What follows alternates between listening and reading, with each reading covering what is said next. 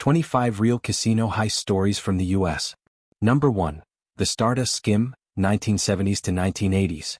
The Stardust Resort and Casino in Las Vegas was the crown jewel of organized crime's infiltration into Nevada's gambling industry.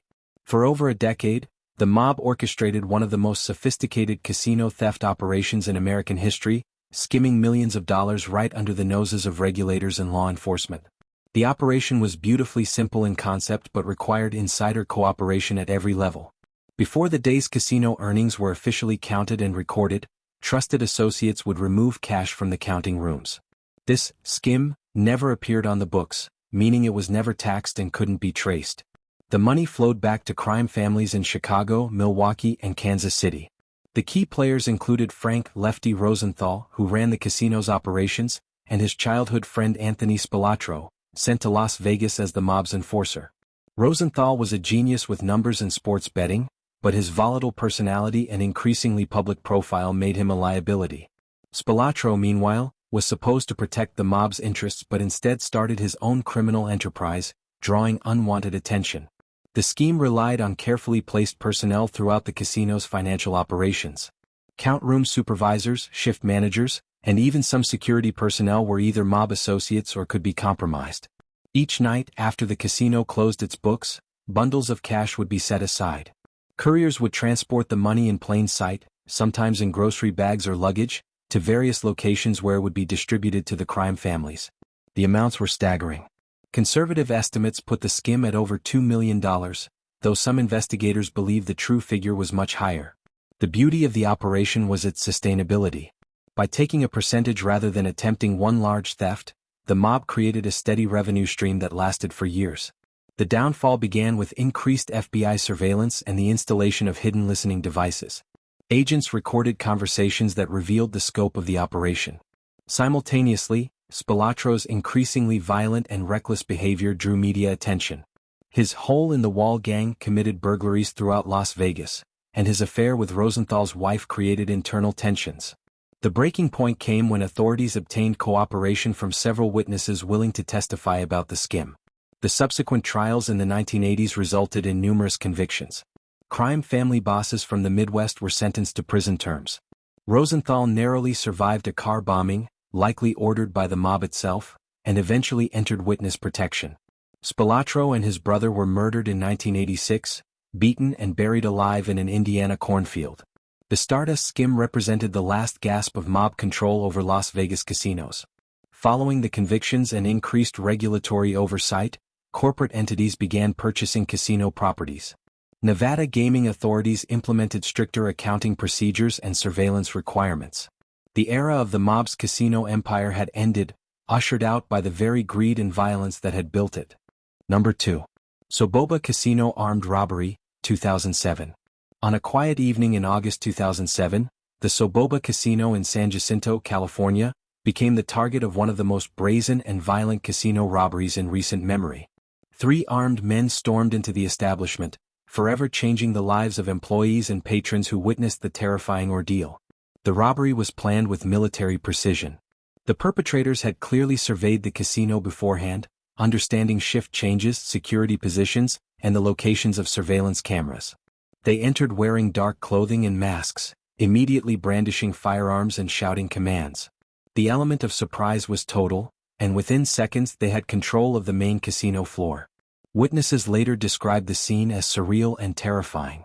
One moment, people were playing slot machines and table games in the typical casino atmosphere of lights and sounds. The next, armed men were herding employees and customers together, weapons pointed, voices threatening.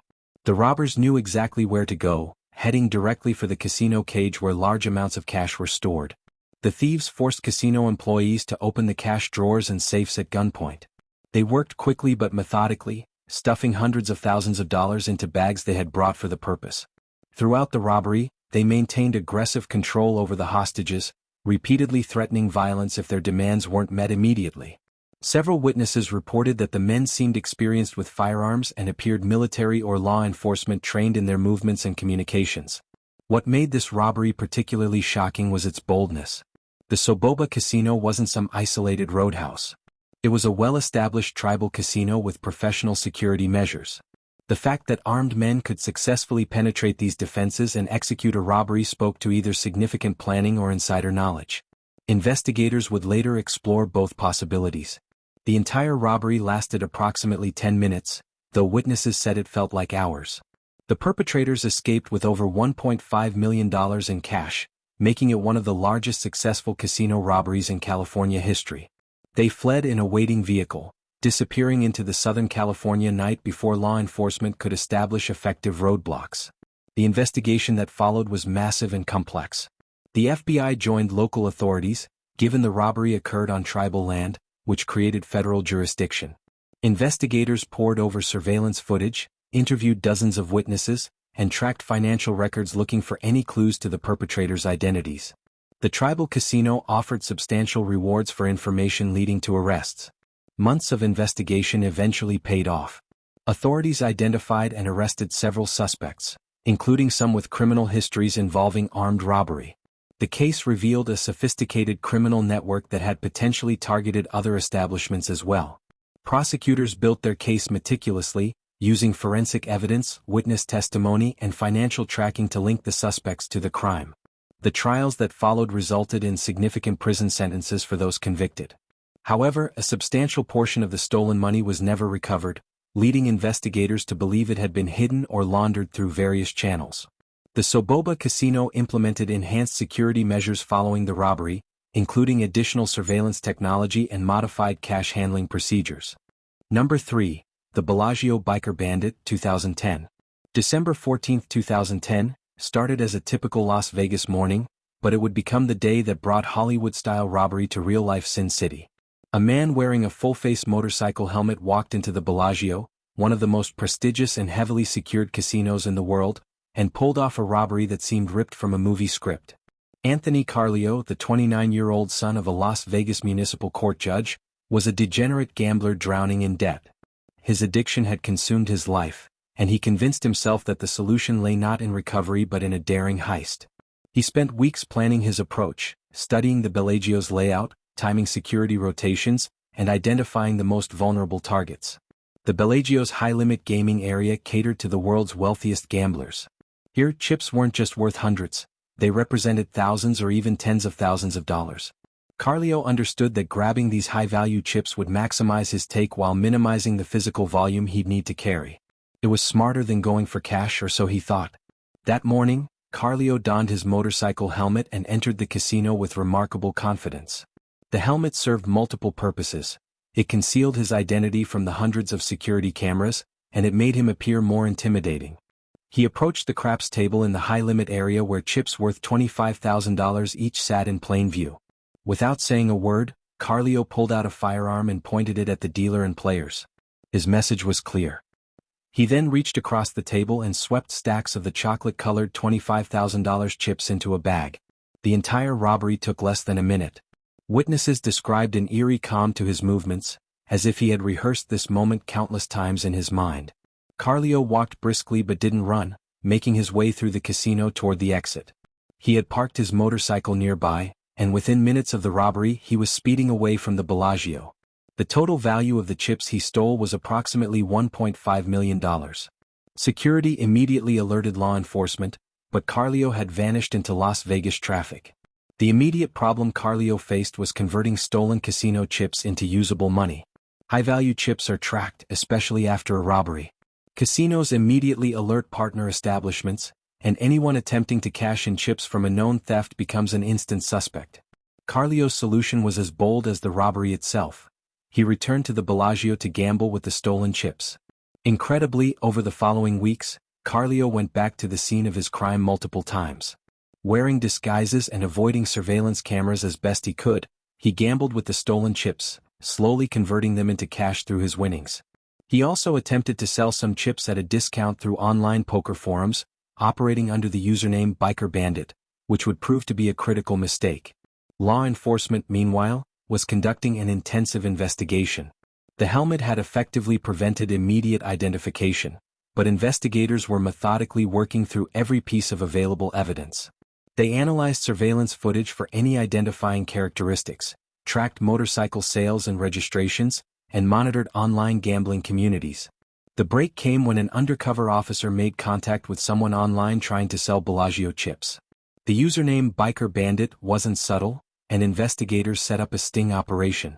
When Carlio arrived to complete the transaction, he was arrested. Additional evidence from surveillance footage, where analysts had identified unique characteristics of his motorcycle and physical build, sealed the case. Carlio's arrest shocked Las Vegas, particularly given his father's position in the judicial system. The younger Carlio eventually pleaded guilty to robbery and other charges. During his sentencing hearing, the depth of his gambling addiction became clear. He expressed remorse, acknowledging that his addiction had driven him to destroy his life and hurt innocent people. The court sentenced Carlio to 9 to 27 years in prison. The case became a cautionary tale about gambling addiction and the dangerous fantasies it can create. For the Bellagio, it prompted a review of security protocols around high-value chips and table game areas. The Biker Bandit robbery remains one of the most audacious and foolish casino heists in Las Vegas history. Number 4. The Circus Inside Job, 1993. On the night of October 7, 1993, Heather Tallchief, a 21-year-old armored truck driver for Loomis Armored, was supposed to deliver $3 million from the Circus casino to a local bank. Instead, she drove straight out of Las Vegas with the money, beginning one of the most successful casino-related robberies and one of the longest runs from justice in American history. Tallchief was an unlikely criminal. Raised in a small town, she moved to Las Vegas seeking opportunity and found work with Loomis. The job came with significant responsibility and required background checks and bonding.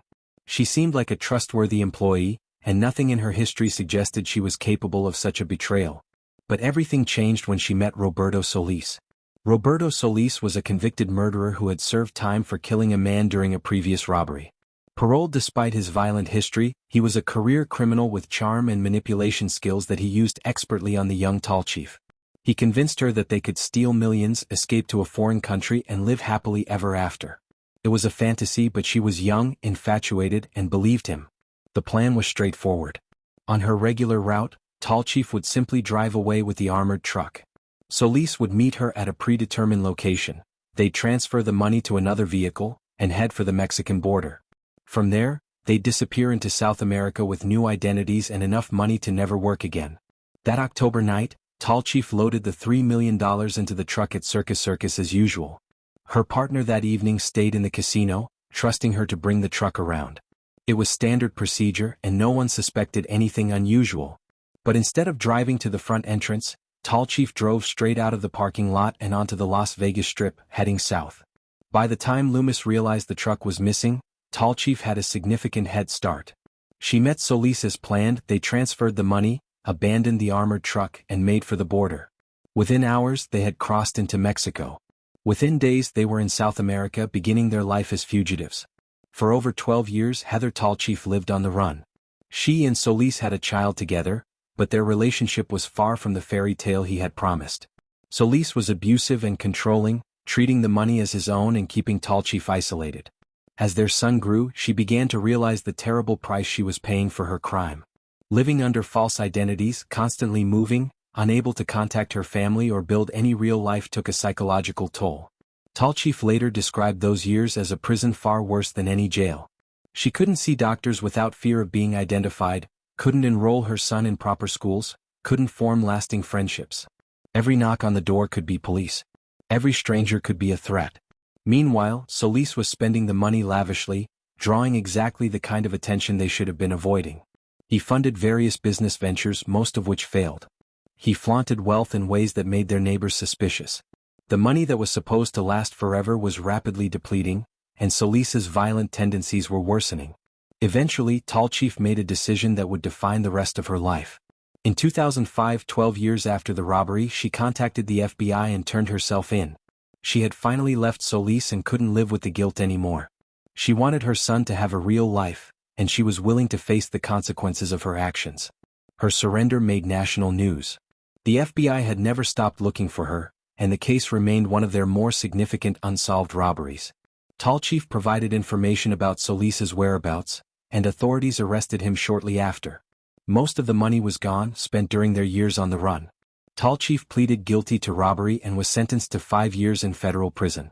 Given her cooperation and genuine remorse, it was considered a relatively lenient sentence. She served her time and was released in 2010. Solis received a longer sentence, with additional charges related to his parole violations and his treatment of Tallchief and their son. The case became a powerful example of how crime rarely leads to the paradise criminals imagine. Tallchief has since become an advocate against crime and gambling addiction.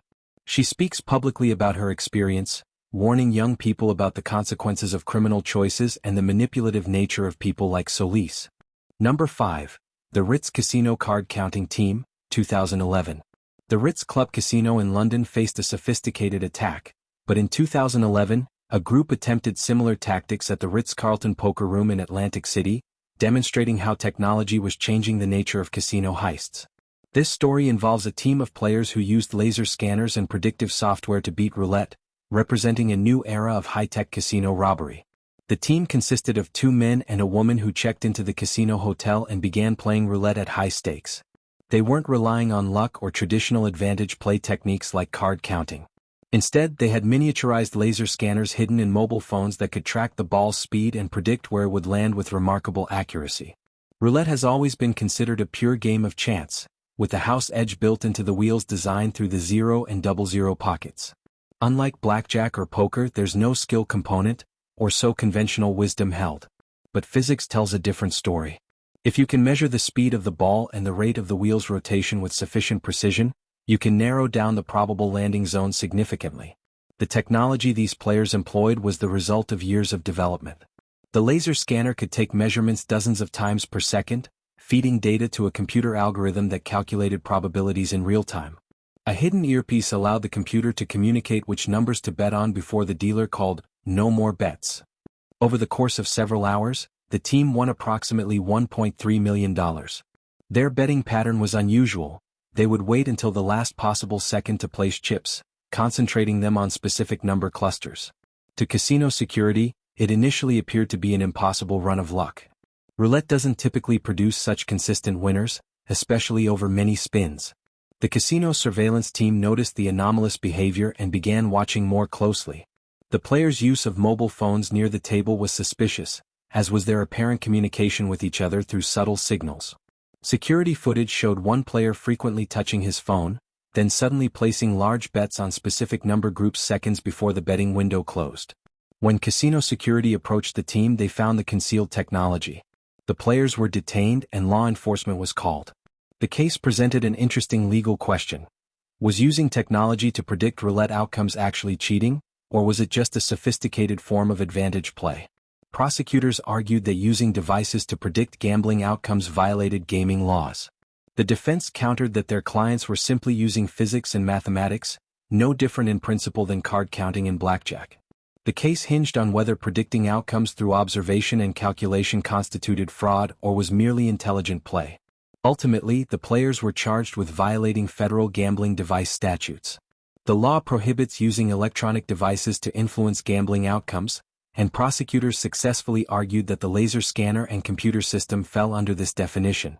The team members faced significant fines and were permanently banned from casinos across the country.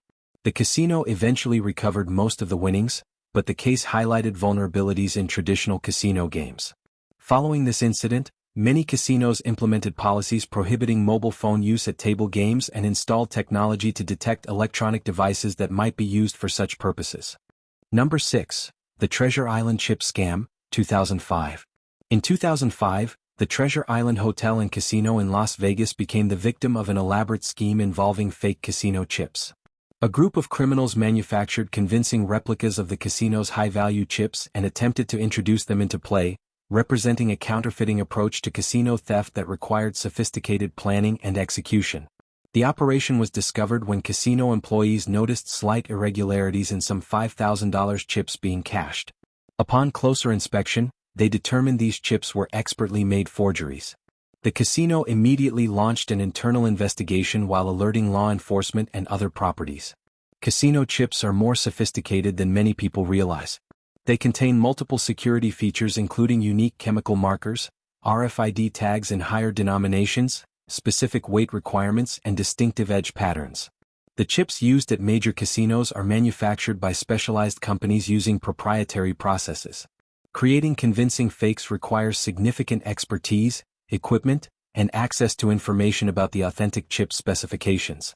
The counterfeiters in this case had done their homework. Their fake chips matched the weight, color, and general appearance of genuine Treasure Island chips closely enough to pass initial visual inspection. They had likely obtained authentic chips to study and replicate, possibly through legitimate play or from second-hand sources. The scheme involved introducing fake chips through various means. Team members would sit at different table games, gradually mixing counterfeit chips with legitimate ones during play. They would purchase in with real money, play for a while to establish themselves as regular gamblers, and then surreptitiously introduce the fakes into their chip stacks. Security estimates suggested the group successfully laundered approximately $500,000 in counterfeit chips before being detected. The actual amount may have been higher, as not all fraudulent chips were necessarily identified. The counterfeiters chose their denominations carefully. $5,000 chips were valuable enough to make the scheme worthwhile but common enough in high-limit areas not to draw immediate attention. The investigation revealed a sophisticated criminal network with connections to organized crime. The chip manufacturing required access to specialized equipment and materials, suggesting professional criminal infrastructure. FBI agents worked with casino security to identify individuals who had cached suspicious chips, reviewing thousands of hours of surveillance footage. Several arrests followed, with charges including counterfeiting, fraud, and conspiracy. The defendants faced both state and federal charges, as counterfeiting casino chips violates multiple laws. The case demonstrated the ongoing battle between casino security and criminal innovation. Following this incident, Treasure Island and other major casinos enhanced their chip security features. Many properties implemented more frequent chip redesigns to make counterfeiting more difficult and expensive. Some accelerated the adoption of RFID technology in chips, allowing for real-time tracking and immediate detection of counterfeits. Number 7. The Fontainebleau Miami Robbery, 1983.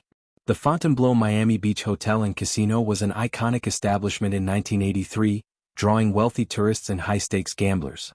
On a summer night that year, armed robbers executed a daring heist that shocked Miami and demonstrated the vulnerabilities even prestigious properties faced during that era.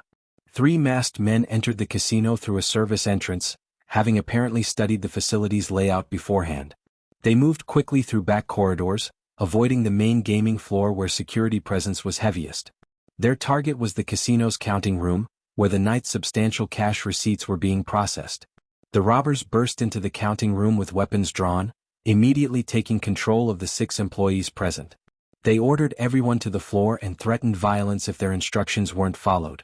The counting room contained cash not just from gaming operations but also from the hotel, restaurants, and other amenities, a significant concentration of money in one location. Using intimidation and the threat of violence, the robbers forced the employees to fill several large bags with cash. They worked methodically, taking bills of all denominations but focusing on higher-value currency. The entire robbery lasted approximately 15 minutes, during which the victims were in genuine fear for their lives. One employee later recounted the terrible certainty that they wouldn't survive. The robbers exited through the same service entrance they had used to enter, where an accomplice waited with a running vehicle. They disappeared into Miami's late-night traffic with an estimated $800,000, making it one of the largest casino robberies in Florida history at that time. The investigation that followed was extensive. Miami police worked with the FBI, given the scale of the crime and the possibility of interstate flight. Investigators believed the robbery showed signs of inside information. The robbers knew exactly where to go when the counting room would have maximum cash, and how to avoid the most secure areas. Suspicion fell on both current and former employees. Anyone with access to information about cash handling procedures and security protocols became a person of interest. Investigators conducted interviews, examined financial records for suspicious activity, and analyzed surveillance footage from both the casino and surrounding areas.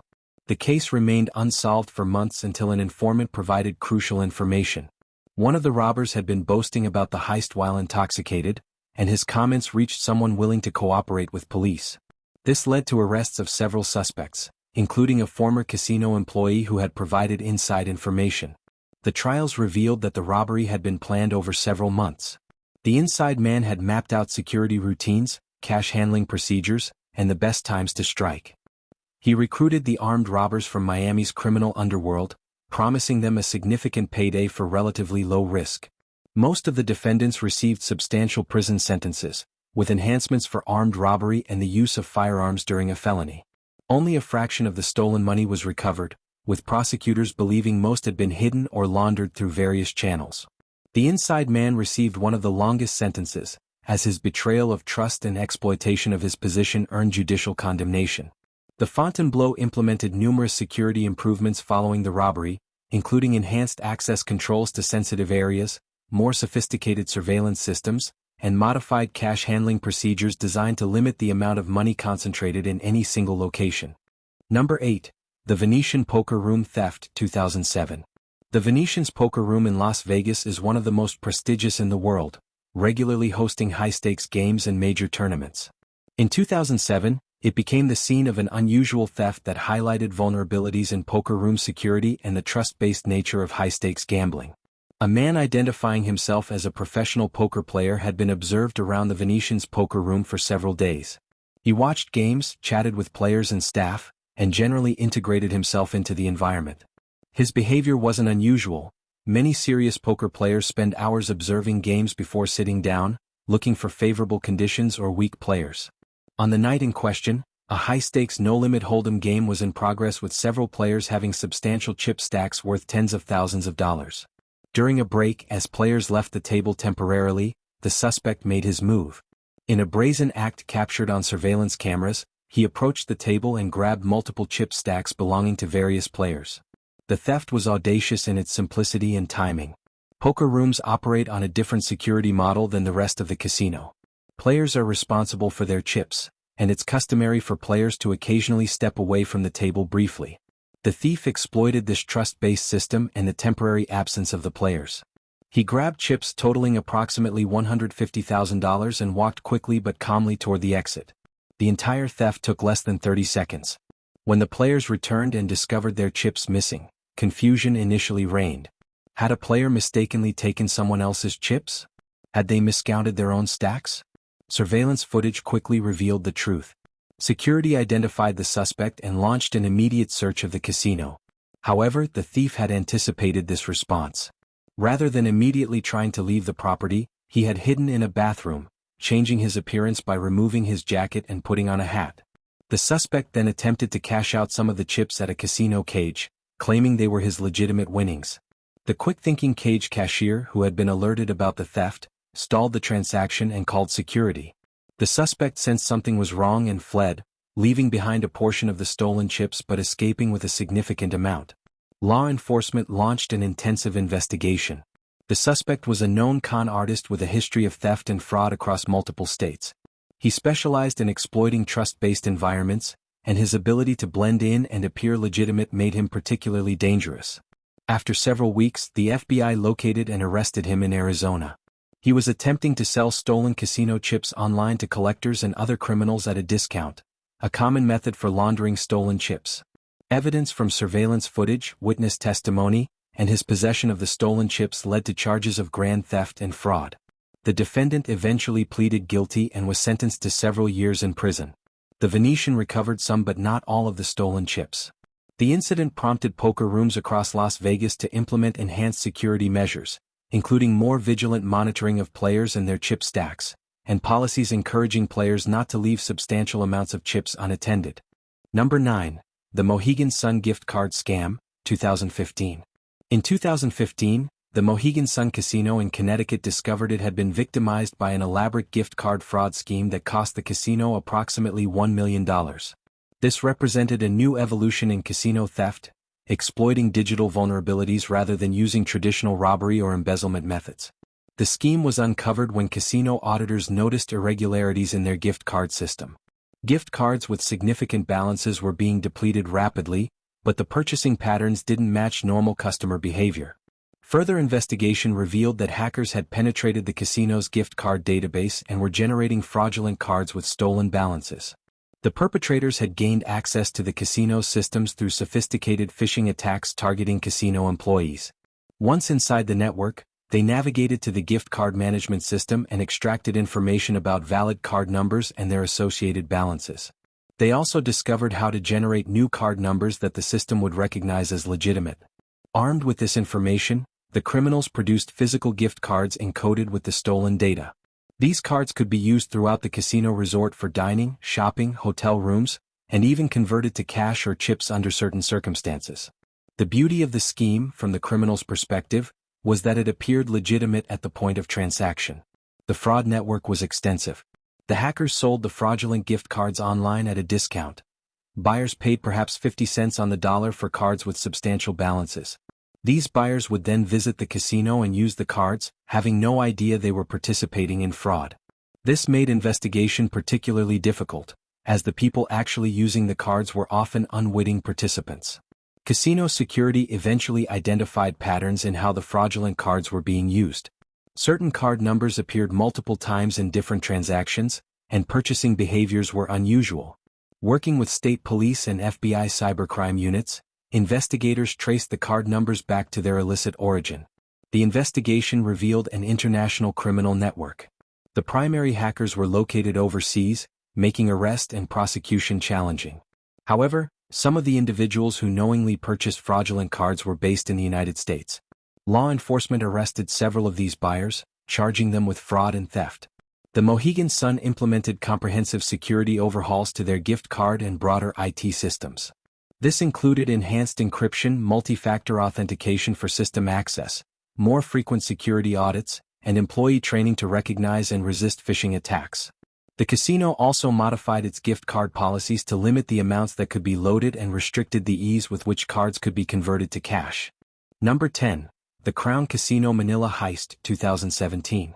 While Crown Casino is primarily known for its Australian operations, in 2017, its Manila property became the site of one of the most shocking casino attacks in recent history. A lone gunman entered the resort's World Manila Casino complex, creating chaos that resulted in tragedy and significant theft. Though technically in the Philippines, this incident had implications for casino security worldwide, including U.S. properties. On June 2, 2017, a man named Jesse Carlos entered the casino carrying a rifle hidden in a backpack. He moved directly toward the gaming floors and began setting fire to casino tables, creating panic and chaos. His actions caused a stampede as patrons and employees fled in terror, with many believing they were witnessing a terrorist attack. While people scrambled for safety, Carlos moved through the casino, shooting at security cameras and threatening anyone who approached him. However, his target wasn't people, it was money. He made his way to the casino's main vault area, forcing employees to open storage areas containing chips worth millions of dollars. Carlos stuffed approximately $2.3 million worth of chips into bags while the casino remained in chaos. His actions had triggered a massive emergency response, with armed police units surrounding the building. The confusion and panic he created gave him time to access areas that would normally be heavily secured. The incident took a tragic turn. Smoke from the fires Carlos had set filled parts of the casino, and several people died from smoke inhalation while trying to escape. The gunman never directly shot at civilians, leading investigators to conclude later that his motive was purely financial rather than ideological or terrorist in nature. As police closed in, Carlos retreated to a hotel room within the complex. Over several hours, negotiators attempted to communicate with him while tactical units positioned themselves. Eventually, Carlos set fire to the room and took his own life. When authorities entered, they found his body and the stolen casino chips. The investigation revealed that Carlos was a former casino employee who had gambling debts and financial problems. He had planned the attack to steal enough money to resolve his debts and escape to another country. His knowledge of the casino's layout and procedures had informed his planning. The decision to create chaos through fire and the threat of violence was calculated to overwhelm security response and give him access to normally restricted areas. The resort's World Manila incident prompted casinos worldwide to review their emergency response procedures and security protocols. U.S. casinos examined how they would respond to similar attacks, implementing enhanced active shooter training, improved fire suppression systems, and faster lockdown procedures for vault and cash handling areas. The tragedy also highlighted the extreme actions desperate individuals might take when combining gambling addiction, financial ruin, and inside knowledge of casino operations.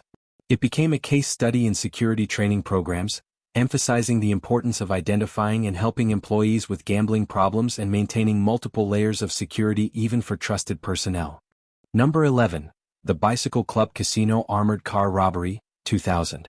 The Bicycle Club Casino in Bell Gardens, California, was one of the most popular card rooms in Southern California when it became the target of a violent armored car robbery in September 2000. The incident demonstrated the vulnerabilities that exist during cash transfer operations, even at well-secured facilities. The robbery occurred as an armored car was collecting cash from the casino's cage. Two armed men approached the guards during the transfer, weapons drawn, and demanded the money. The brazen attack happened in broad daylight in a busy area, indicating either desperation or extreme confidence on the part of the robbers. One of the armored car guards attempted to resist, drawing his weapon, and a brief gunfight erupted. Bullets were exchanged in the casino's parking area as patrons and employees scrambled for cover. The robbers proved to be heavily armed and willing to engage in violence, firing multiple rounds during the confrontation. Despite the guards' resistance, the robbers successfully grabbed several bags containing approximately $750,000 in cash. They fled to a waiting vehicle where additional accomplices were positioned. The getaway car sped from the scene before law enforcement could respond, disappearing into the dense traffic of greater Los Angeles. The injured guard survived his wounds, but the incident traumatized many witnesses. Surveillance footage captured the violence and helped investigators identify the suspect's vehicle and some physical characteristics. Law enforcement launched an intensive manhunt, recognizing that individuals willing to engage in such brazen violence posed a serious public safety threat. The investigation revealed that the robbery crew had been surveilling the casino for weeks, documenting cash pickup schedules and security procedures. They had identified the most vulnerable moment in the transfer process when guards were transitioning between the casino and the armored vehicle, balancing cash bags and temporarily unable to access weapons quickly. Within days, tips from the public led police to several suspects. The getaway vehicle was located abandoned in Los Angeles, and forensic evidence from the car provided critical leads. One suspect was arrested after attempting to deposit large amounts of cash at a bank, raising red flags with financial institution employees trained to watch for suspicious activity. The arrests of additional suspects followed, and investigators recovered approximately half of the stolen money. The remaining funds had been hidden or quickly spent by the suspects, who apparently hadn't planned for anything beyond the immediate aftermath of the robbery. The trial revealed that the crew had minimal criminal sophistication despite their violent approach. All four participants were convicted on charges including armed robbery, assault with a deadly weapon, and conspiracy. They received lengthy prison sentences with enhancements for the use of firearms and the violent nature of their crimes. The injured guard received compensation but suffered long-term physical and psychological effects from the attack. The Bicycle Club Casino and its cash transportation provider implemented numerous security improvements, including additional guards during transfers, modified scheduling to make pickups less predictable, and enhanced coordination with local law enforcement to ensure faster response times to emergency situations. Number 12. The Resorts Casino Atlantic City Chip Theft, 1981. In December 1981, Resorts Casino Hotel in Atlantic City, then one of only a handful of legal casinos in the state, suffered an inside job that would expose the vulnerability of trusting employees with access to valuable casino chips.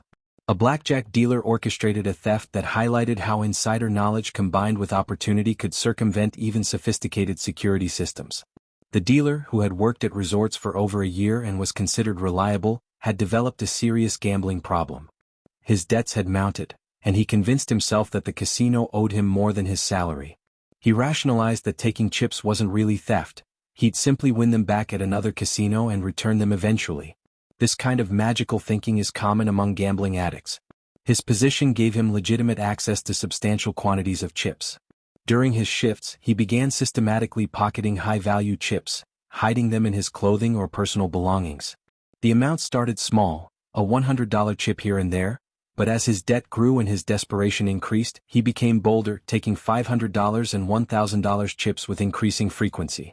Over several months, he stole approximately $200,000 worth of chips. His method was simple but effective. He would palm chips during table transactions when handling larger amounts, using sleight-of-hand techniques to conceal his actions from surveillance cameras. His familiarity with camera positions allowed him to position his body to block the view of his theft. The scheme began unraveling when the casino's accounting department noticed discrepancies between expected chip inventory and actual counts. Chips were disappearing at a rate that couldn't be explained by normal variance or legitimate player behavior. Security launched an internal investigation, reviewing surveillance footage and monitoring dealers during their shifts. Investigators noticed the suspect dealer's table consistently showed higher than expected chip shortages. Enhanced surveillance of his shifts revealed suspicious hand movements and body positioning. When confronted, the dealer initially denied any wrongdoing, but evidence was overwhelming. A search of his home revealed thousands of dollars worth of stolen chips.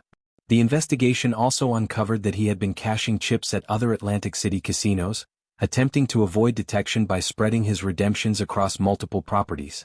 He had also sold some chips at a discount to other gamblers, creating a secondary market for stolen casino property. The dealer was arrested and charged with theft and fraud. During his trial, the depth of his gambling addiction became apparent. He had accumulated over $100,000 in gambling debts and had borrowed money from dangerous individuals who were demanding repayment. His attorney argued that addiction had impaired his judgment, but prosecutors emphasized that he had engaged in calculated, ongoing theft over many months. Convicted on multiple counts, he was sentenced to 5 years in prison and ordered to pay restitution. The casino terminated his employment and implemented enhanced monitoring procedures for dealers and other employees with access to chips. The case led Atlantic City casinos to share information about chip redemptions to identify patterns that might indicate theft. Number 13. The Desert Inn Credit Scam, 1992. The Desert Inn, one of Las Vegas's legendary casino resorts before its closure in 2000, was targeted in 1992 by a sophisticated credit fraud scheme that exploited the system casinos used to extend credit to high rollers. The scam demonstrated how criminals could manipulate financial systems to steal without ever using weapons or threats of violence. Casino credit systems allow qualified players to borrow money against their assets, typically bank accounts or lines of credit. This system is essential for attracting high-stakes gamblers who don't want to carry large amounts of cash. The Desert Inn, catering to wealthy clientele, had a substantial credit program with relatively loose verification procedures by today's standards. A group of con artists created fake identities backed by elaborate financial documentation. They established fraudulent bank accounts with briefly legitimate balances, created false employment records, and built credit histories that appeared legitimate to initial screening. They then applied for casino credit at the Desert Inn using these manufactured identities. The casino's credit department, focused on maintaining good relationships with high rollers, approved credit lines totaling over $3 million to various members of the fraud ring. The criminals then visited the casino, drew against their credit lines to obtain chips, gambled minimally to maintain appearances, and cashed out, converting the credit into actual money. They had no intention of repaying. The bank accounts backing their credit were closed or revealed to be hollow once the casino attempted to collect. The employment records were fabricated. The identities themselves often included elements of real people's information, stolen and repurposed, combined with completely fictitious elements. By the time the Desert Inn realized what had happened, the perpetrators had vanished. They had used the money to fund various criminal enterprises and luxurious lifestyles, spending lavishly on vehicles, jewelry and real estate, though usually in ways that couldn't easily be traced back to them. The investigation involved the FBI, Nevada gaming authorities and banking regulators.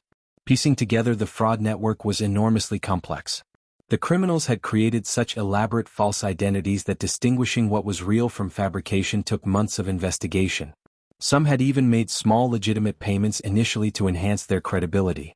Authorities eventually identified most of the participants through forensic accounting and surveillance footage analysis.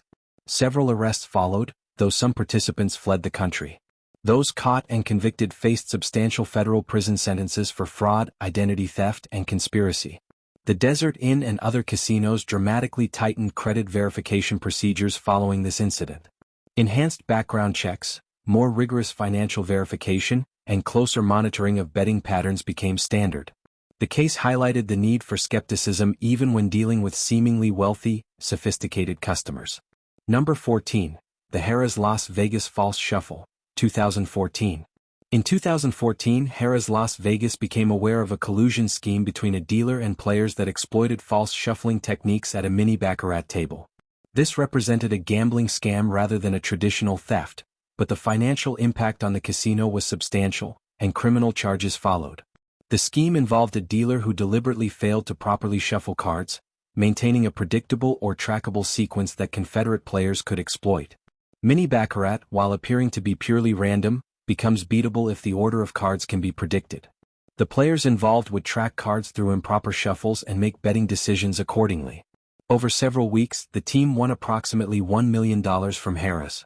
Their success rate was statistically improbable, eventually triggering review by casino surveillance. Gaming analysts noticed that the dealer's shuffling technique was inconsistent with proper procedures and that specific players seemed to win disproportionately during his shifts. Enhanced surveillance revealed the dealer performing false shuffles, manipulating cards to maintain order rather than randomizing them. The players at the table would adjust their betting patterns in ways that made sense only if they had knowledge of upcoming cards. The coordination between dealer and players became obvious once investigators knew what to look for. Nevada Gaming Control Board agents arrested the dealer and 4 players on charges including cheating and conspiracy. The investigation revealed that the dealer had recruited the players specifically for this scheme, teaching them how to track cards through his false shuffles and coordinating signals for communication during play. The trial exposed how the scheme worked in detail. The dealer would perform shuffles that looked legitimate to casual observation but maintained card order in ways the trained players could track. They used a form of edge sorting and sequence memorization that, combined with the dealer's manipulation, gave them a significant advantage. All 5 defendants were convicted. The dealer received the harshest sentence: several years in prison and permanent exclusion from the gaming industry. The players also received prison time, fines, and were added to the gaming industry's exclusion lists. Harrah recovered a portion of the winnings but wrote off much of the loss. The case led to enhanced dealer training and monitoring across the industry. Casinos implemented more sophisticated analysis software that could detect statistically improbable winning patterns and flag them for investigation. Shuffling procedures became more standardized and subject to more rigorous supervision. Number 15. The Borgata Poker Tournament Chip Fraud, 2014. The Borgata Hotel Casino and Spa in Atlantic City hosted a prestigious poker tournament in 2014 that was compromised by a participant who introduced counterfeit tournament chips into play. This fraud affected not just the casino but also other players, making it particularly egregious within the gambling community. Christian Lusardi checked into a Borgata hotel room during the tournament, which had a substantial prize pool drawing professional and amateur players from across the country. Unbeknownst to organizers, Lusardi had manufactured fake tournament chips that closely mimicked the genuine chips used in the event. Tournament chips differ from casino chips. They have no cash value and are used only within the tournament structure. However, they directly determine tournament standing and ultimately who receives prize money. By introducing extra chips into his stack, Lusardi could gain an unfair advantage, essentially buying himself a better tournament position. Lusardi's counterfeits were sophisticated but not perfect. Tournament directors noticed an unusual surplus of chips in play. The total chip count exceeded what should have existed based on initial distribution.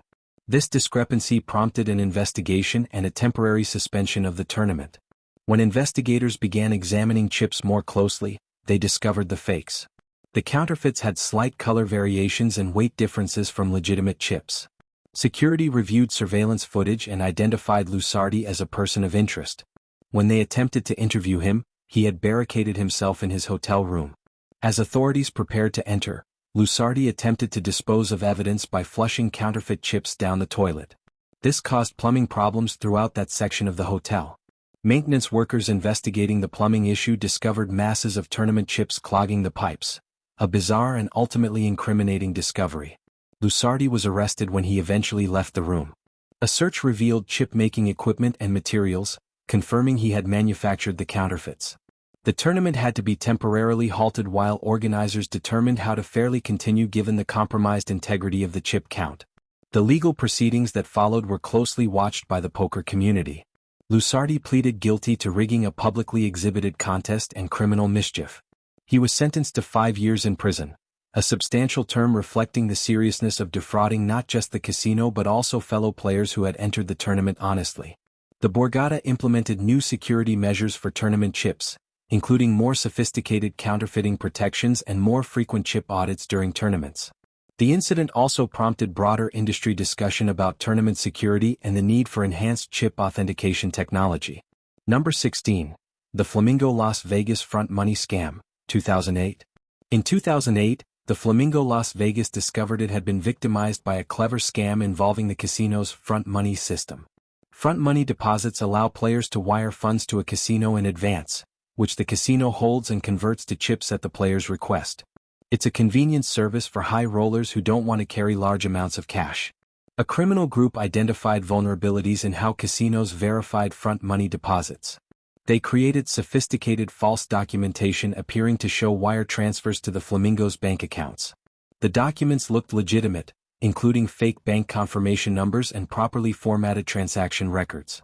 Armed with these false proofs of deposit, members of the group visited the Flamingo and requested chips against their supposed front money accounts. Casino cage personnel, reviewing what appeared to be legitimate documentation, authorized chip issuances totaling approximately $1.2 million to various members of the fraud ring. The criminals converted these chips to cash immediately or gambled minimally before cashing out, quickly extracting money from the casino. By the time the Flamingo's accounting department discovered that the wire transfers had never actually occurred, the bank confirmations were complete fabrications, the perpetrators had disappeared. This type of fraud exploited the time lag between when documentation is presented and when financial institutions fully process and confirm transactions. In the fast-paced casino environment, where accommodating high rollers quickly is part of the business model, cage personnel had relied on documentation that appeared authentic.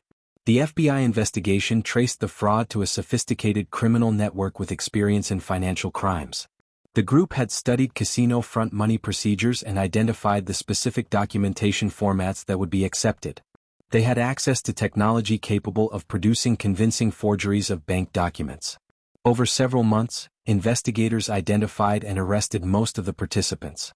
The cases were built on evidence including surveillance footage, analysis of the forged documents, and financial records showing how the stolen money was laundered. Several defendants accepted plea agreements in exchange for testimony against the operation's organizers. Those convicted faced significant federal prison sentences for wire fraud, theft, and conspiracy. The ringleaders received the longest terms, reflecting their leadership roles and the sophistication of the scheme. The Flamingo recovered only a small fraction of the stolen money. The incident prompted casinos to implement more rigorous verification procedures for front money deposits. Most now require direct confirmation from financial institutions before releasing chips, accepting the slight delay this creates. Enhanced staff training helps cage personnel identify red flags in documentation and suspicious behavior patterns. Number 17. The MGM Grand Employee Theft Ring 2012. In 2012, the MGM Grand Las Vegas uncovered a systematic theft operation run by multiple employees who had been stealing from the casino for over a year. The case revealed how employees in different departments could coordinate to circumvent security systems designed to prevent exactly this type of internal theft. The scheme involved employees in the casino cage, security, and surveillance departments. Their coordinated effort created blind spots in the casino's otherwise comprehensive monitoring systems. Cage employees would skim cash during transactions, understating receipts and pocketing the difference. Security and surveillance employees ensured that cameras were positioned away from these transactions or that footage was deleted. The amounts taken in individual incidents were relatively small, a few $100s here and there, which made detection difficult. However, over many months, the cumulative theft exceeded $500,000. The modest per-incident amounts were a deliberate strategy to stay below thresholds that would trigger automatic investigation. The operation began to unravel when an honest employee noticed inconsistencies in cash handling procedures and reported concerns to management. This prompted an internal investigation that discovered the irregularities. Independent security consultants were brought in to avoid alerting the potential thieves within the existing security structure. Investigators conducted surveillance of the suspects, reviewed months of financial records, and analyzed patterns in cash handling that revealed the systematic nature of the theft. They discovered that the employee group would increase their theft activity during busy periods when oversight was naturally less intense, and scale back during quiet times when discrepancies would be more noticeable. 9 employees were eventually arrested on charges including theft, fraud, and conspiracy. The investigation revealed that the ringleader had recruited others gradually, starting with small infractions and slowly involving them in larger crimes. This approach ensured loyalty through mutual culpability. Everyone involved had too much to lose to expose the scheme. During the trials, prosecutors presented evidence showing that the defendants had used their stolen money for luxury purchases, vacations, and gambling at other casinos. Some had accumulated significant debt that likely motivated their initial participation. Others were simply opportunistic, seeing a chance for easy money with seemingly low risk. All defendants were convicted, receiving varying sentences based on their level of involvement. The ringleader was sentenced to 10 years in federal prison. Others received shorter terms but still faced years of incarceration. All were ordered to pay restitution, though most had already spent the stolen money. The MGM Grand implemented comprehensive reforms to its internal controls. This included rotating employees through different positions to prevent long-term coordinated theft, enhancing independent auditing of financial records, and creating anonymous reporting mechanisms for employees to flag concerns without fear of retaliation. Number 18. The Caesars Palace Counterfeit Money Exchange, 2016. Caesars Palace Las Vegas discovered in 2016 that it had been accepting and distributing counterfeit U.S. currency through its cage operations. A sophisticated counterfeiting ring had been using the casino to launder fake money, exchanging it for legitimate casino chips that could then be converted to genuine currency at other establishments. The counterfeit bills were high quality, sophisticated enough to pass initial inspection by cage cashiers but ultimately detectable by the more advanced verification technology used by banks. The counterfeiters targeted the casino environment specifically because of the high volume of cash transactions and the emphasis on customer service over meticulous verification of every bill. The scheme worked by having operatives exchange counterfeit cash for chips at various Caesars Palace casino cages. They would engage in minimal gambling, then cash out at different cages or at other casinos entirely. This created distance between the fake money entering circulation and genuine money leaving, making the tracing of individual transactions difficult. Casino cage personnel processed thousands of transactions daily in a fast-paced environment. The counterfeiters exploited this reality, choosing busy times when cashiers were focused on speed and customer service. They also distributed their exchanges across multiple cashiers and shifts to avoid pattern detection. The operation was discovered when banks that received Caesars cash deposits identified the counterfeit bills and reported them to the Secret Service, which investigates counterfeiting crimes. Agents analyzed the bills and determined they came from the same sophisticated source. Working with casino security, they traced the bills back through cage records to identify when and how they entered circulation. Surveillance footage review identified multiple individuals involved in the laundering operation. The Secret Service conducted a multi-state investigation, as the counterfeiting ring operated across several jurisdictions.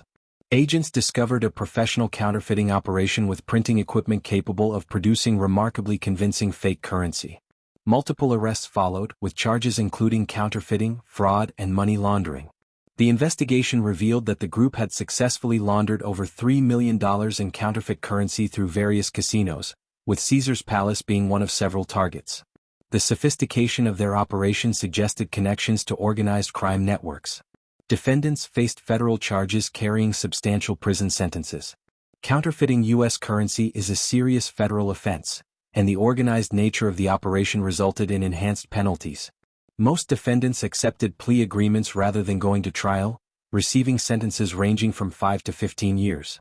Caesars Palace and other major casinos invested in upgraded currency verification technology for all cage positions.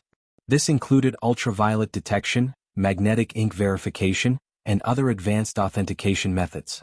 Employee training was enhanced to help cashiers identify counterfeit currency despite time pressures. The incident highlighted the ongoing battle between counterfeiters improving technology and detection methods. Number 19.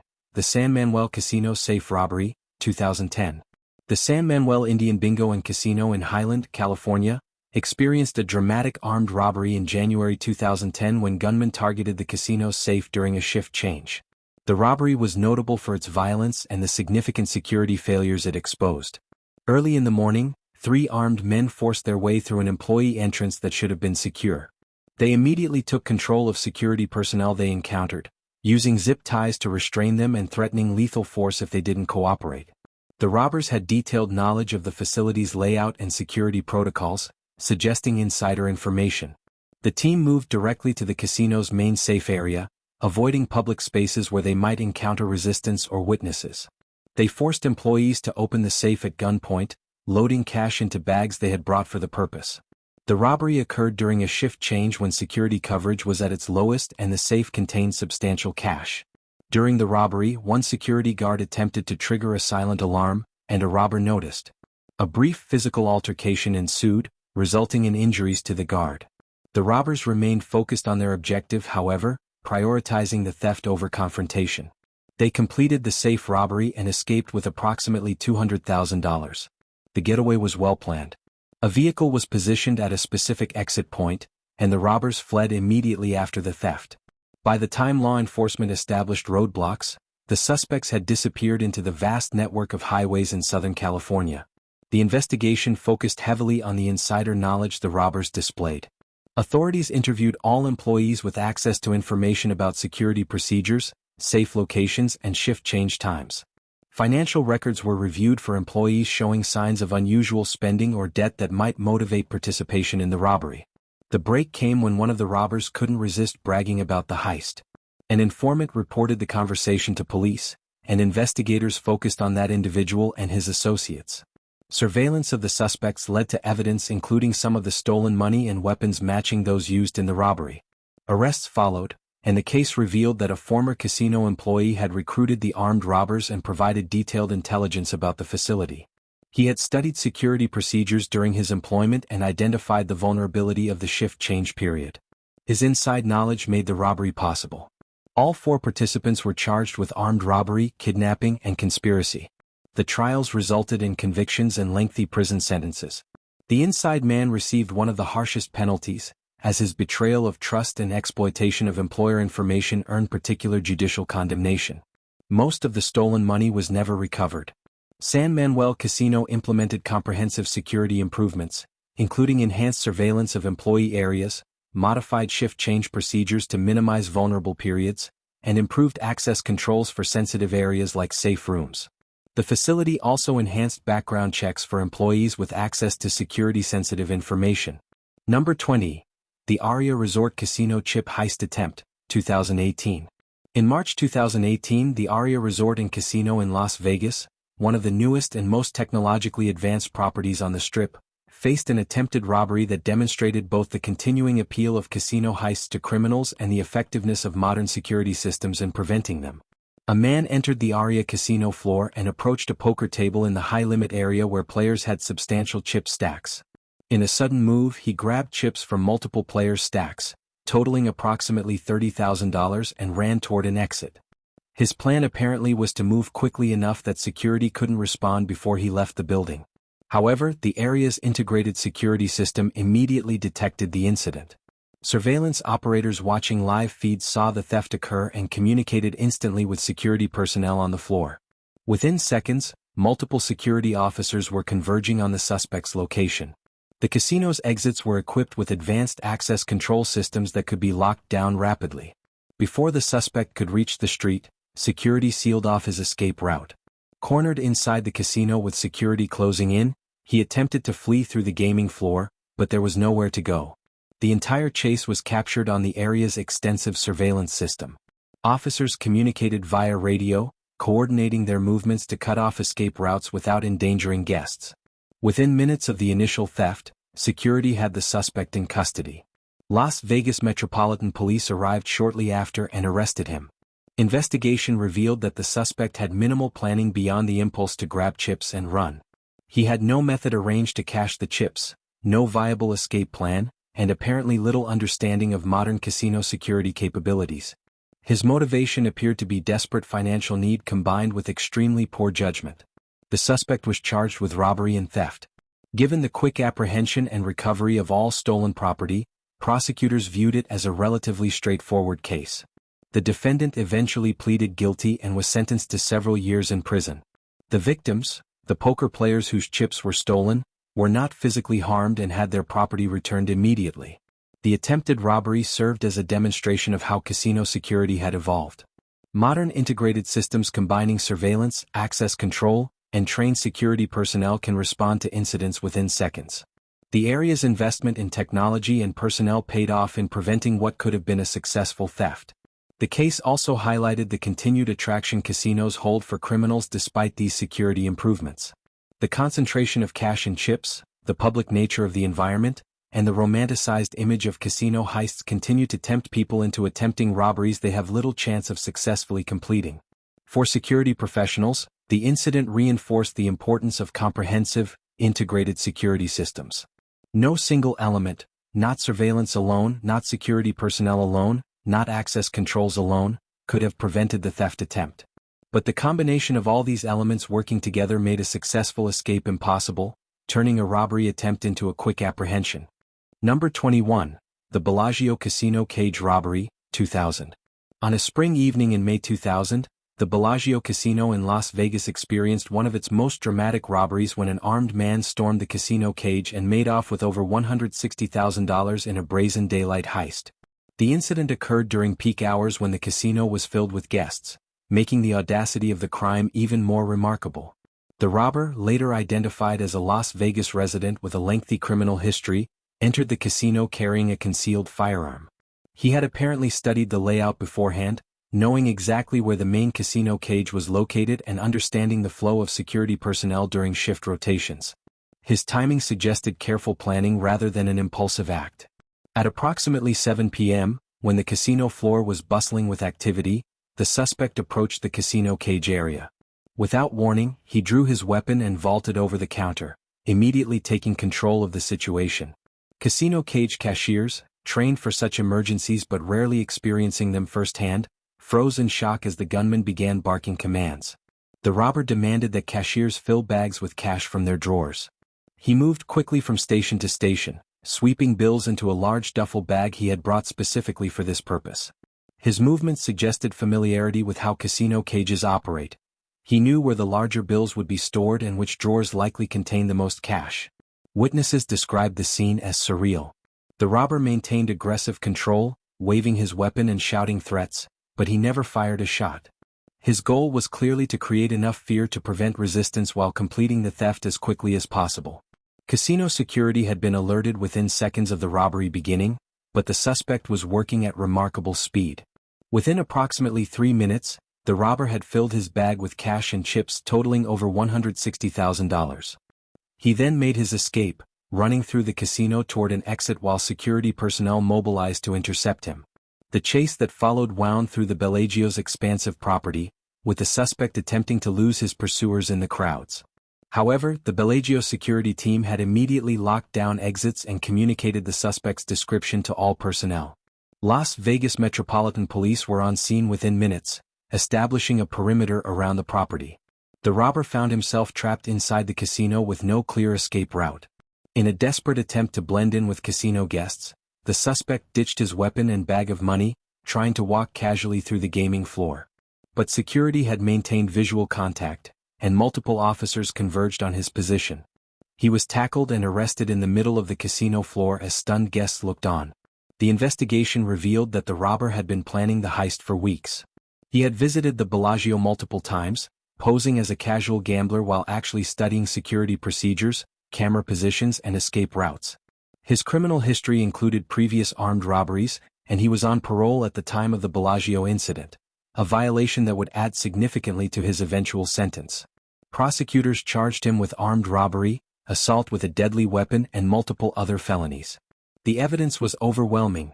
Surveillance footage captured every moment of the crime, witnesses provided consistent testimony, and the stolen money and weapon were recovered with the suspect's fingerprints and DNA all over them. He pleaded guilty rather than face trial, hoping for a more lenient sentence.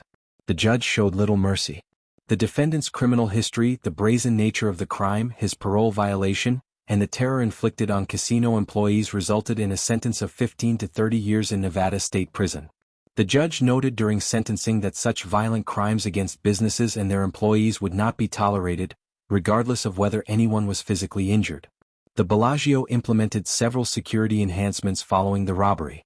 The casino cage area received additional physical barriers to prevent suspects from easily vaulting counters. Security staffing was increased during peak hours, and response protocols were refined to ensure even faster mobilization. Employee training emphasized both safety and the importance of remaining calm during robbery situations to avoid escalation. The incident also reinforced lessons for the entire Las Vegas casino industry. Despite sophisticated security systems, determined criminals could still attempt brazen attacks. The key was having multiple layers of security, surveillance, trained personnel, access controls, and law enforcement coordination that could work together to contain threats and apprehend suspects even when initial prevention failed. For casino employees who experienced the robbery, counseling and support services were provided. The psychological impact of facing an armed robber couldn't be understated, and the Bellagio recognized the importance of helping staff process the trauma. Some employees eventually returned to their positions, while others chose to transfer to areas where they felt safer.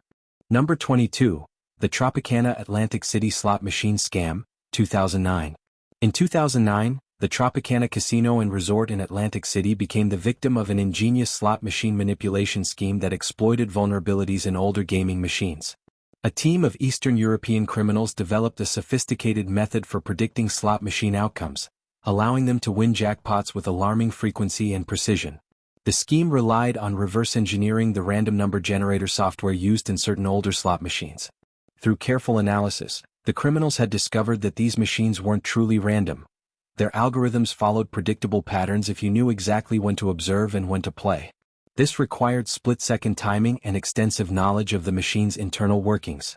The operation began when team members visited the Tropicana and other casinos, playing specific slot machines while using hidden cameras in their phones to record the outcomes. This footage was sent in real time to analysts overseas who could study the patterns and identify the precise moments when the machines would hit jackpots.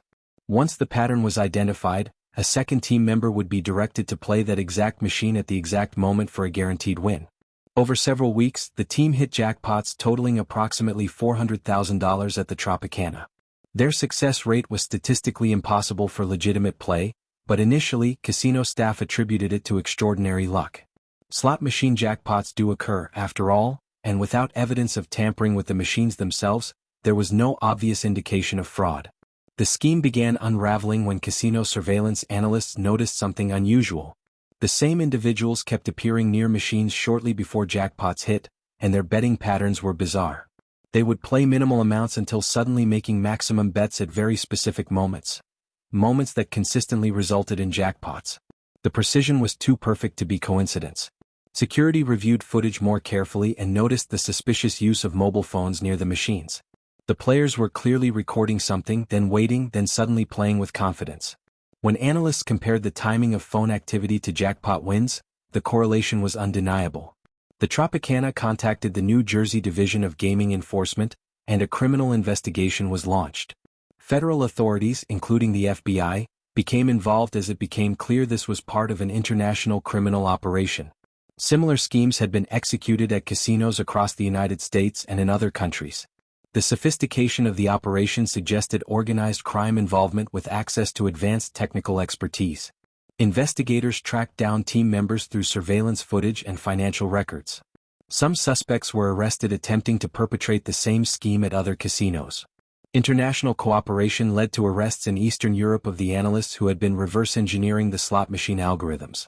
The evidence against them included the actual software they had developed to predict machine outcomes. The legal proceedings were complex, involving multiple jurisdictions and international extradition processes. Defendants were charged with theft by deception, conspiracy, and computer-related crimes. Prosecutors argued that manipulating the intended random operation of gaming machines constituted fraud, even if the machines themselves weren't physically tampered with. Several defendants accepted plea agreements, receiving prison sentences ranging from 2 to 7 years plus deportation for those who weren't U.S. citizens. Others fought the charges, arguing that they hadn't actually cheated. They had simply discovered a flaw in the machines and exploited it, which some argued was no different than card counting in blackjack. Courts rejected this argument. The deliberate use of external devices to predict outcomes violated gaming regulations, regardless of whether physical tampering occurred.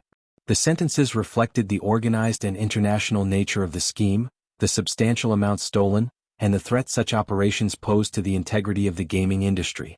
The Tropicana and other affected casinos immediately upgraded their slot machine software and hardware. Manufacturers developed new random number generator algorithms that were truly unpredictable and couldn't be reverse engineered through observation. Gaming regulators mandated more frequent software updates and enhanced security protocols for all electronic gaming devices. The incident highlighted the ongoing technological arms race between casinos and criminals. As gaming machines became more sophisticated, so did the methods criminals developed to exploit them. The industry learned that security couldn't be static.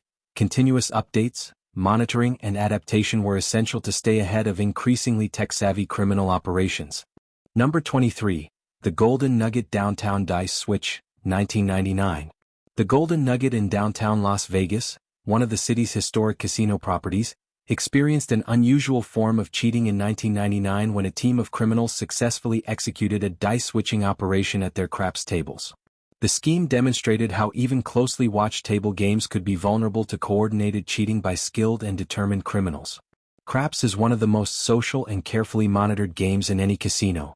Multiple dealers watch the action, players handle the dice openly, and the table layout makes concealing manipulations difficult. Dice are regularly inspected and replaced to prevent tampering. Despite these safeguards, a skilled team found a way to introduce weighted dice that would dramatically shift odds in their favor. The operation required at least 4 team members working in precise coordination. One member acted as the mechanic, the person who would actually switch legitimate dice for weighted ones. This required exceptional sleight-of-hand skills developed over years of practice. The weighted dice were designed to favor certain numbers, particularly 7 and 11 on come-out rolls, giving the team a significant advantage. Other team members played various roles, distracting dealers and other players, placing the actual bets to minimize suspicion on the mechanic, and watching for security attention.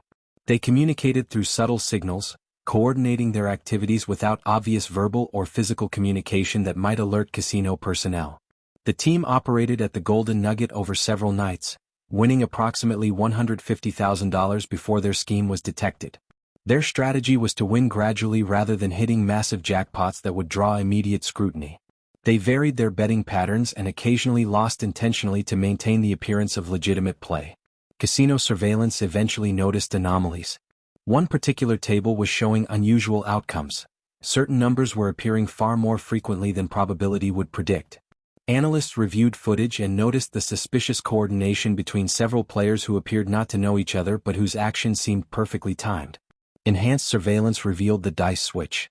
High-resolution cameras captured the moment when the mechanic palmed legitimate dice and introduced weighted ones. The sleight of hand was extraordinarily skillful, but frame-by-frame video analysis made it undeniable. Security also observed the team's subtle communication signals. The Golden Nugget contacted law enforcement, and officers arrested the team members when they returned for another night of play. A search of their hotel rooms uncovered multiple sets of weighted dice, practice equipment, and substantial cash from their winnings. The evidence clearly showed a professional, well-planned cheating operation. Investigation revealed that the team had been operating across multiple casinos in Las Vegas and other jurisdictions for years. They were known to law enforcement and casino security networks, but had been elusive. The Golden Nugget case finally provided enough evidence for prosecution. Charges included cheating at gambling, conspiracy, and possession of cheating devices. Nevada takes casino cheating extremely seriously, and the penalties reflect this. All team members were convicted, with the mechanic, whose skills made the scheme possible, receiving the longest sentence of 8 years in Nevada State Prison. Other members received sentences ranging from 3 to 6 years. The Golden Nugget and other casinos implemented enhanced dice security procedures following the incident. This included more frequent dice inspections using precision measurement equipment, enhanced dealer training to recognize dice switching techniques, and policy changes requiring dice to remain on the table at all times when not in use. The case became a training example for casino surveillance and security personnel worldwide. It demonstrated that no game was immune to cheating by skilled, coordinated teams. The sophistication of the operation emphasized the need for constant vigilance, thorough understanding of cheating methods, and coordination between dealers, surveillance, and security departments. For the criminal team, the Golden Nugget bust effectively ended their careers. Beyond their prison sentences, they were entered into the Griffin Book and other casino exclusion databases, permanently banning them from gaming establishments. Their sophisticated skills would no longer provide them with a legal income, and their reputations in the criminal underworld were damaged by their arrest and prosecution. Number 24. The Pechanga Resort Casino ATM Robbery, 2013.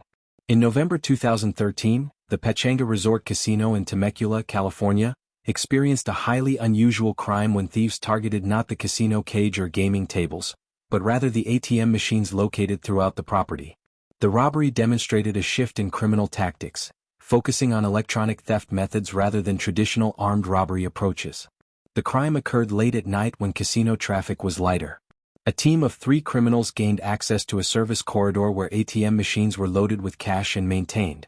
They had detailed knowledge of the casino's layout and the specific locations of machines that would contain the most cash, suggesting insider information or extensive surveillance. The thieves used sophisticated tools to break into the ATMs, bypassing both physical and electronic security measures. They worked quickly and efficiently, suggesting experience with ATM theft. Within approximately 20 minutes, they had accessed 3 machines and removed cash totaling over $200,000. The speed and precision of their work indicated this wasn't their first such operation. What made this robbery particularly notable was the method used to defeat the ATM's security systems. Rather than attempting to physically destroy the machines, which would be noisy and time-consuming, the thieves used electronic hacking devices that exploited vulnerabilities in the machine's software. This allowed them to trick the ATMs into dispensing cash as if legitimate transactions were occurring. The robbery was discovered when casino security noticed the service corridor door had been breached. By the time they investigated, the thieves had fled with the cash. Surveillance footage showed the suspects wore masks and gloves, making identification difficult. However, their body language, physical characteristics, and specific technical methods provided investigative leads.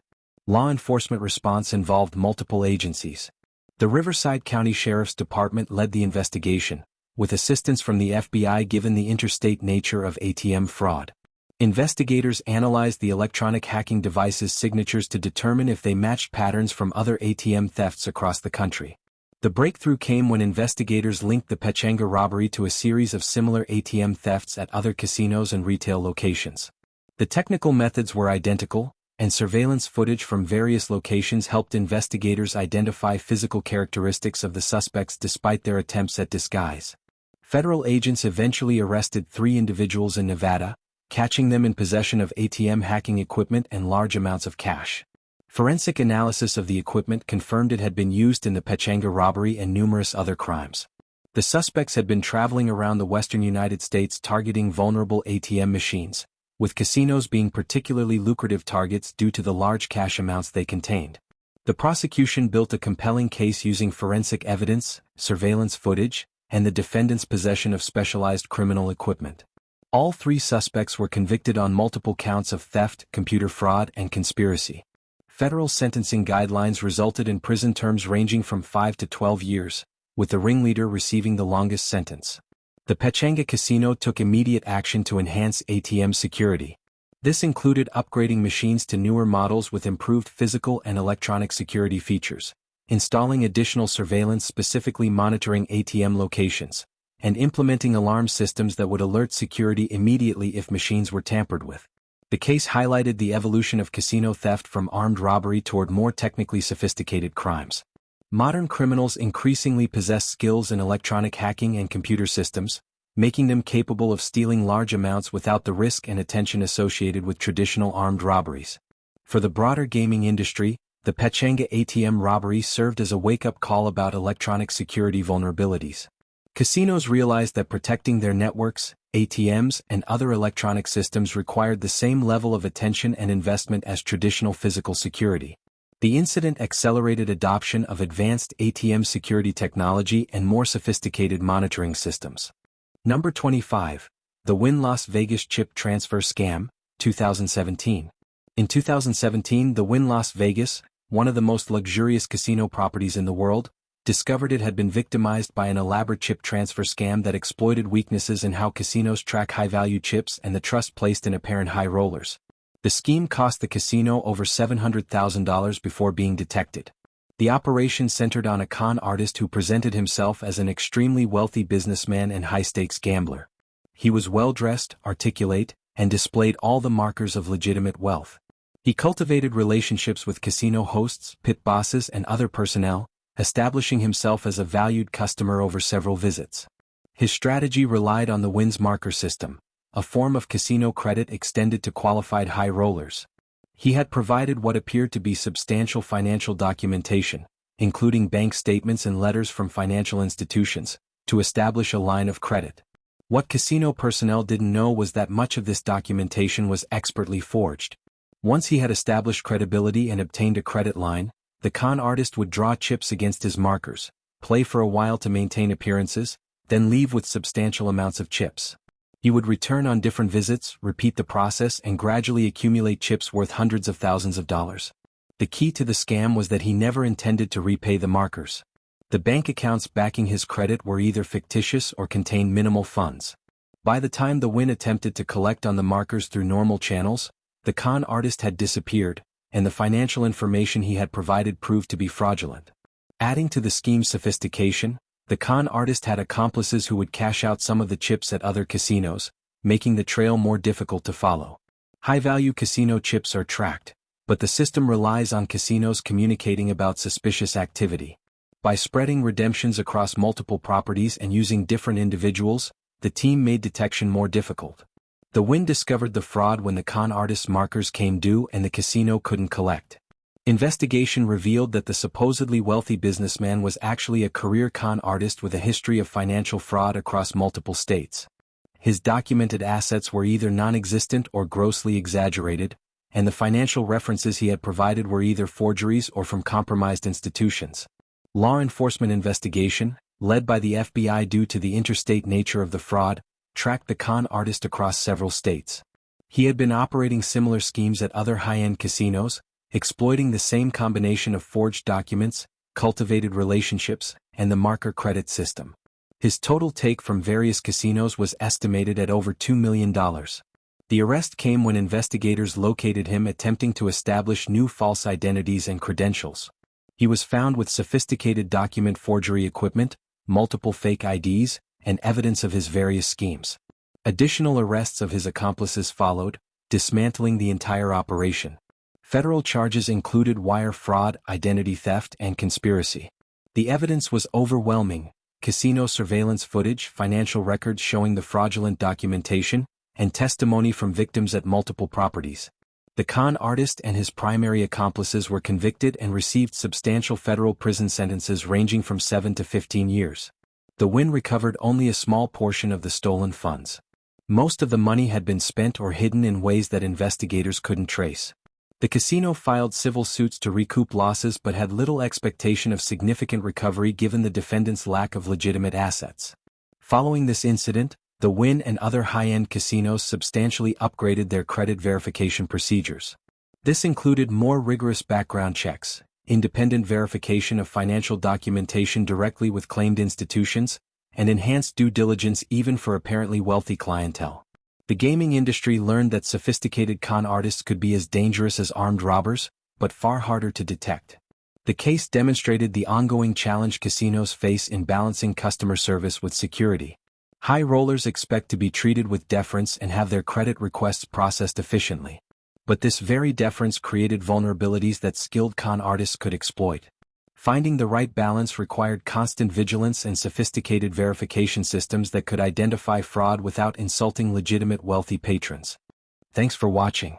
If you enjoyed the video, be sure to like, subscribe, and follow for more content just like this. See you in the next one.